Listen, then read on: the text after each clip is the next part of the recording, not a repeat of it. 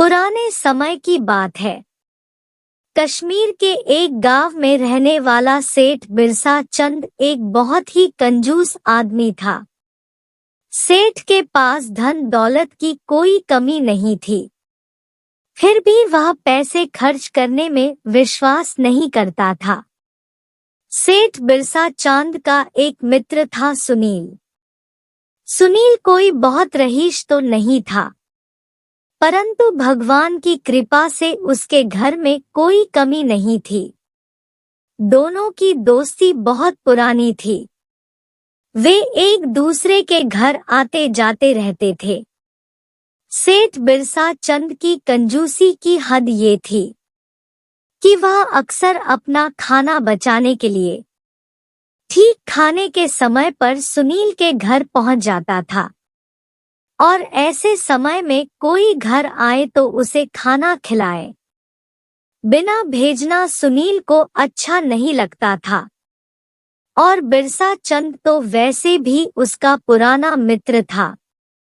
वो इस बात का बुरा नहीं मानता था, परंतु सुनील की पत्नी उसे कई बार ताना मारती थी कि आपका कंजूस दोस्त अपना खर्चा बचाने के लिए हमारे घर खाने पहुंच जाता है और सारे पकवानों के मजे लेता है, परंतु आज तक उसने कभी आपको अपने यहाँ पर दावत पर नहीं बुलाया। कभी आप भी उस बिरसा चंद के यहाँ जाइए और उसकी मेहमानवाजी का मजा लीजिए। उस दिन सुनील ने भी ठान लिया कि वह बिरसा चंद के घर जाकर दावत का मजा जरूर लूंगा, परंतु अंदर ही अंदर उसे मालूम था कि कंजूस बिरसा चंद उसे कभी दावत नहीं देगा। फिर भी वह बिरसा चंद से मिलने उसके घर की तरफ चल पड़ा। बिरसा चंद उसे रास्ते में ही मिल गया। सुनील ने बिरसा चंद से कहा, भाई बिरसा चंद, कल शाम को तुम्हारे घर आ रहा हूँ और मेरा मन भाभी के हाथ का बना स्वादिष्ट खाना खाने का मन कर रहा है। तुम घर जाकर बता देना। ऐसा कहकर सुनील आगे बढ़ गया। ये सुनते ही बिरसा चंद को मानो सांप सूंघ गया हो, जो खुद अपने घर पर खाना ना खाता हो। उसके लिए ये तो बड़ी ही मुश्किल घड़ी हो गई थी। वो मन ही मन कुछ योजना बनाने लगा जिससे कि सुनील को दावत ना देनी पड़े।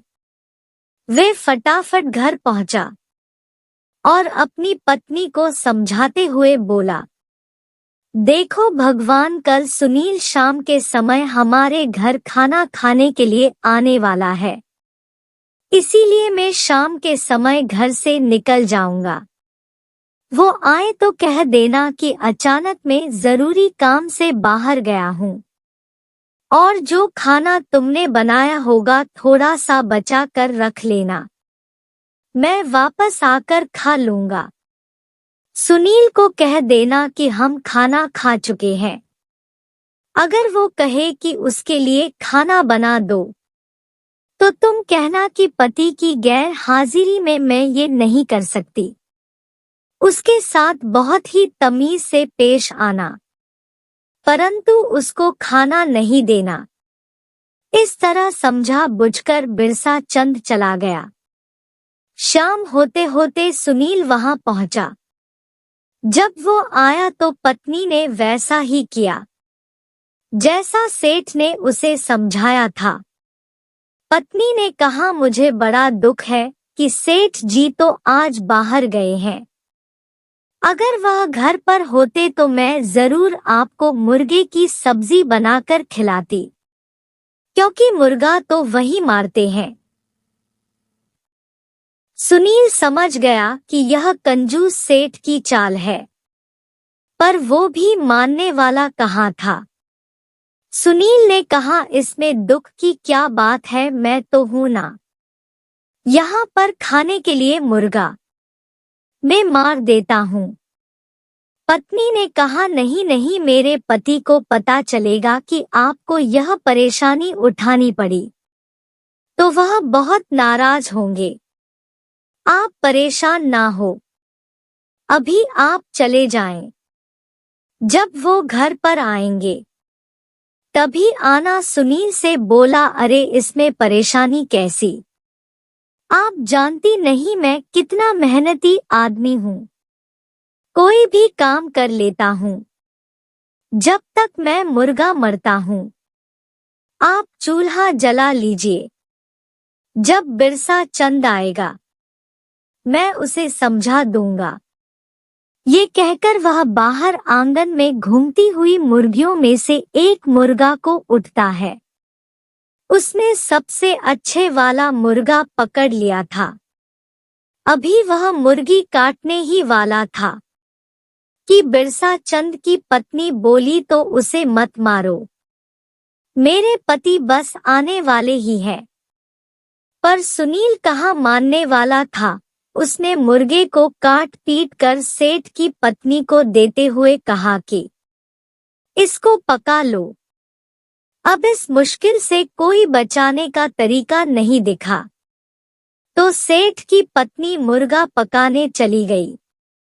अभी खाना तैयार हो ही रहा था कि सेठ बिरसा चंद वहां पर आदम का उसे लगा था कि सुनील वापस लौट गया होगा, परंतु उसे क्या पता था कि वह तो आज दावत करने की जिद करके ही आया था।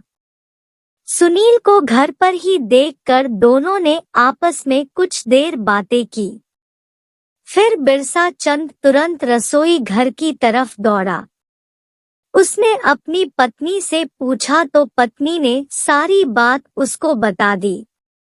सेठ बोला, चलो इसमें कोई ज्यादा नुकसान नहीं हुआ, अब हमें इसे अच्छी तरह से देखना है।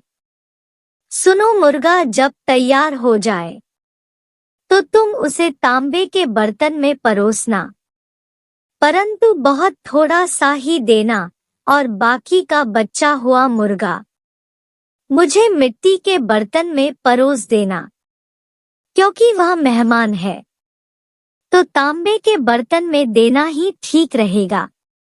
जब खाना तैयार हुआ तो पत्नी ने ऐसा ही किया। सुनील ने देखा कि उसे थोड़ा सा मुर्गा परोसा गया है और बिरसा चंद के सामने बहुत सारा मुर्गा परोसा है, तो वो बोला, नहीं नहीं, ये नहीं हो सकता, मैं तांबे के बर्तन में खाऊं और तुम मिट्टी के बर्तन में। नहीं, ऐसा कभी नहीं हो सकता। ये कहते हुए उसने सेठ के सामने रखा हुआ मिट्टी का बर्तन अपने सामने खिसक लिया और तांबे के बर्तन को सेठ के आगे कर दिया। इस तरह से सेठ बिरसा चंद की सारी कोशिश बेकार हो गई। उसकी तो जैसे सांसें ही रुक गई। ये मामला हाथ से जाते देखकर बिरसा चंद ने अपनी पत्नी की तरफ देखते हुए कहा, कई दिनों से एक प्रेत हमारे घर को डरा रहा है। एक दो बार तो वो इस समय भी आया और उसके आते ही घर में अंधेरा छा जाता है। सुनील ने कहा, सचमुच? इधर पत्नी ने अपने पति का इशारा समझ लिया और तुरंत लालटेन बुझा दी। लालटेन के बुझते ही घर में चारों तरफ अंधेरा हो गया। अंधेरे में बिरसा चंद ने अपने मित्र के सामने से मिट्टी का बर्तन उठाने की कोशिश की, परंतु सुनील ने सेठ की हाथों की हलचल को भांप ली। उसने बर्तन को तुरंत उठाकर अपने बाएं तरफ रख लिया और बिरसा चंद को दो चार थप्पड़ जड़ दी। बेचारा बिरसा चंद चिल्लाया, हाय मैं मर गया। सेठ की पत्नी चिल्लाई, तुम मेरे पति के साथ क्या कर रहे हो? सुनील बोला, नहीं नहीं, कुछ नहीं, वो तो प्रेत मेरा खाना चुराने की कोशिश कर रहा था, बस उसी को मजा चखा रहा था। ये कहते हुए उसने 2 थप्पड़ और जड़ दिए। बेचारा कंजूस बिरसा चंद अंधेरे में मार खाता रहा। फिर सुनील ने अपना बर्तन उठाया और कहा, भाभी मैं घर जाकर ही अपना खाना खा लूंगा। इस दावत के लिए आपका बहुत बहुत धन्यवाद। ये कहते हुए सुनील अपना खाना लेकर वहां से चला गया। घर पहुंचकर उसने अपनी पत्नी को सारा किस्सा सुनाया तो वो हंस हंस कर लोटपोट हो गई और कहने लगी कि आपने उस कंजूस को अच्छा सबक सिखा दिया। इधर कंजूस बिरसा चंद को भी अच्छा सबक मिल चुका था। इस घटना के बाद उसने कभी सुनील के घर खाना खाने की कोशिश नहीं की। उसे समझ में आ गया था कि कंजूसी करने से कोई फायदा नहीं होगा।